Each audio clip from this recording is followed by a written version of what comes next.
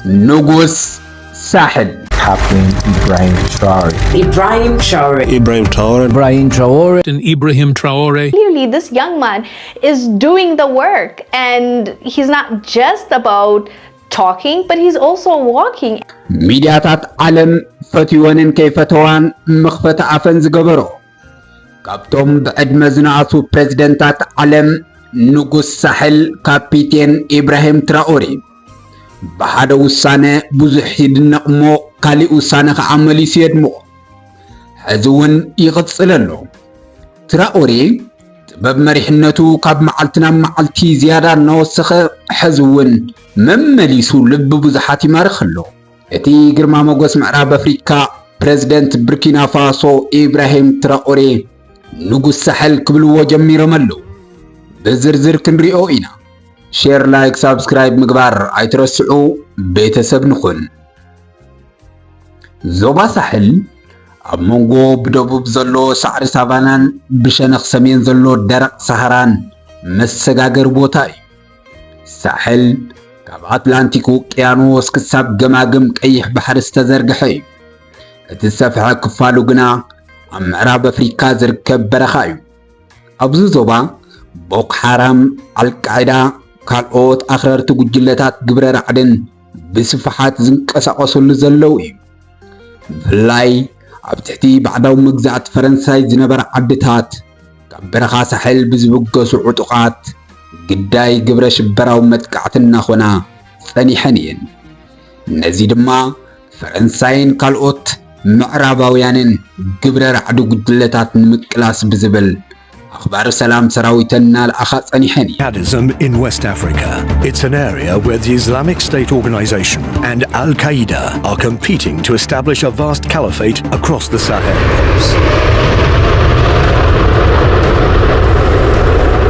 مسرت صبصاب غازيطا ذا ايكونوميست اب 2021 ካብ ኩሉ እቲ ኣብ ዓለም ብሰንኪ ግብረ ሽበራ ዝሞቱ ሰባት እቶም 35 ሚእታዊት ኣብ ዞባ ሳሕል እዮም። ኣብ 2023 ድማ ናብ 38 ሚእታዊት ከም ዝወሰኸ እዩ ዝገልጽ። ቢቢሲ ከም ዝገለጸ ድማ ካብቶም ኣብ 2023 ብግብረ ሽበራ ዝሞቱ 7555 ሰባት እቶም 3885 ካብ ዞባ ሳሕል እዮም ይብል።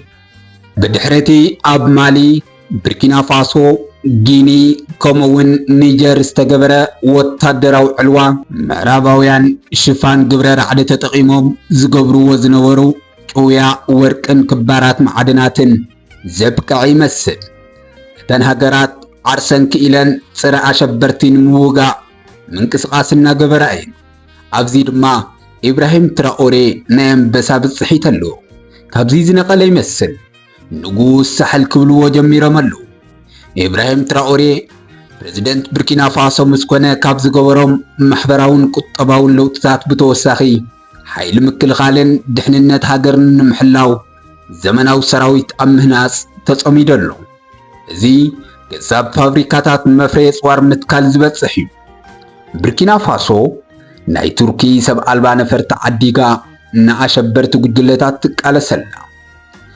ድሮናትን ካልኦት ዘመናዊ ኣጽዋርን ዝተዓጠቐት ቡርኪና ፋሶ ኣብ ዞባ ሳሕል ዘለዋ ጽልዋ ጉኑን እናኾነ ይመጸሎ።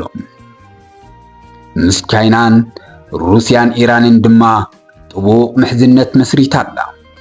ትራኦሬ ሽሕ እኳ ዲክታተር እንተኾነ ኣብ ቁጠባዊ ምዕባለ ግን ለውጥታት የምዝግበሎ። ኣብ ላንጎ ዝበሃል ዞባ እታ ሃገር ኢንዱስትሪ ሲሚንቶ ይኸፍት ኣሎ። እዚ ብቐዋምን ግዝያውን ዓብዪ ዕድል ስራሕ ዝፈጥር እዩ። ብብረት ዝመፀ መንግስቲ ቀጢፉ ተቐባልነት ክረክብ ጸጋም እዩ። ትራኦሬ ግን ልዑል ህዝባዊ ተቐባልነት ረኺቡ እዩ። ብፍላይ እሱራት ፖለቲካ ክፍትሑ ካልኦት እስራት ድማ ኣብ ዓበይቲ ፕሮጀክታት ንህዝብን ሃገርን ብነፃ ኣገልግሎት ክህቡ ጸኒሖም ድማ ምሕረት ክግበረሎም ይሰርሕ ኣሎ። ከባቢ 2.1 ሚልዮን ነበርቲ ካብ መረበቶም ተመዛቢሎም ንዓሰርተታት ዓመታት ዝቐጸለ ናዕብታት ዘይፍለየላ ሃገር ነይራ ቡርኪና ፋሶ። ድሕሪ ትራኦሬ ግን ሰላም ክነግስ ህዝቢ ክረግዕ ጀሚሩ ኣሎ። መንግስቲ ፈረንሳይ ንቡርኪና ፋሶ ኣብ ቀይሕ ዞባ ወይ ድማ ተኣፋፊት ሃገር ኢሉ መዲብዋ። ቡርኪና ፋሶ ዝገብሮ ዝነበረ በረራታት ድማ ጸጥታዊ ኩነታት እታ ሃገር ውሕስ ኣይኮነን ኢሉ ደው ከም ዘበሎ ኣፍሊጡ። ብዙሕ ከይጸንሐ ግን ምሕደራ መንገዲ ኣየር ፈረንሳይ ብውሳንኡ ተጣዒቱ። ናብ መንግስቲ ቡርኪና ፋሶ ድማ በረራታት ዳግማይ ክጅመር ብዕሊ ሓቲቱ።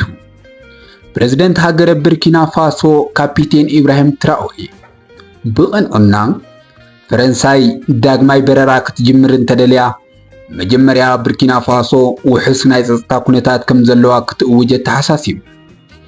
ብምቕጻል መንግስቲ ፈረንሳይ ንቡርኪና ፋሶ ካብቲ ቀይሕ ዞባ ኢላ ሰየመቶ ዝርዝር ውፅያ ናብ ሓምለዋይ ዞባ ክተስግራ ከም ዘለዋ ልክዖም ነጊርዎ። ላዕላውነት ሃገር ሰብ እንተረኺቡ እዩ ዝኽበር እምበር ቅድሚ ትራኦሬ ዝነበሩ ምስሊነታት ንብዙሕ ዓመታት መጋበርያ ፈረንሳይ ኮይኖም እዮም ጸኒሖም። ወርሒ መጋቢት 25 ፕሬዝደንት ቡርኪና ፋሶ ኢብራሂም ትራኦሬ ነቲ ሓዱሽ ዝቐረበሉ ወሰኽ ደመወዝ ነጺግዎ ኣሎ። ንህዝብን ሃገርን ንምግልጋል ዘለዎ ቆራጽነት እንደገና ትብዓት ብዝመልኦ መንገዲ ኣረጋጊጹ። ኣነ ብህዝቢ ዝተመረጽኩ መንግስቲ ኣይኮንኩን። ኣነ ወታደር እየ። ማዕርገይ እውን ካፒቴን እዩ። ደመወዘይ ድማ ነዚ ዝምጥን ጥራሕ እምበር ካልእ ወሰኽ ክግበረለይ ኣይደልን ብምባል ከምቲ ቅድሚ ሕዚ ዝረኽቦ ዝነበረ ደመወዝ ክቕጽል ወሲኑ። ትራኦሬ ዝገበሮ ውሳነ ብልጽግናን ምዕባልን ሃገር ንምምጻእ ህዝባዊ ኣገልግሎታት ኣብ ምምሕያሽ ሓዱሽ መዋዕል ኣብ ቡርኪና ፋሶ ክህሉ ዝሕግዝ እዩ። ሌባ መጥፋዕ ዓዲ እዩ ዝብል ትራኦሬ ንብልሽውና ኣብ ምቅላስን ስርዓተ ምንጋስን ዓብዪ ዝላ መዝጊቡ ኣሎ። ካልእ ዝገርም ውሳነ ትራኦሬ ካብ 24 መጋቢት 2025 ጀሚሩ ኩሎም ሰበስልጣን መንግስቲ ዘለዎም ንብረት ብሕጊ ከእውጁ ኣዚዙ።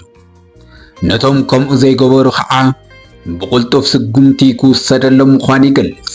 እዚ ከዓ ሓደ ካብቲ ብልሽውና ንምቅላስ ዝገብሮ ዘሎ ሰፊሕ ጻዕሪ እዩ።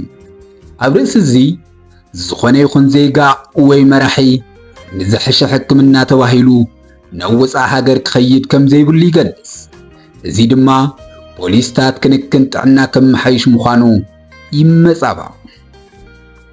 ኩሉ ዜጋ ቁጠባዊ ዓቕሚ ብዘየግድስ ነፃ ግልጋሎት ሕክምና ንምሃብ ዘኽእል እዩ ይብል መርበብ ሓበሬታ ዘሚኢ ከም ዝገልጾ።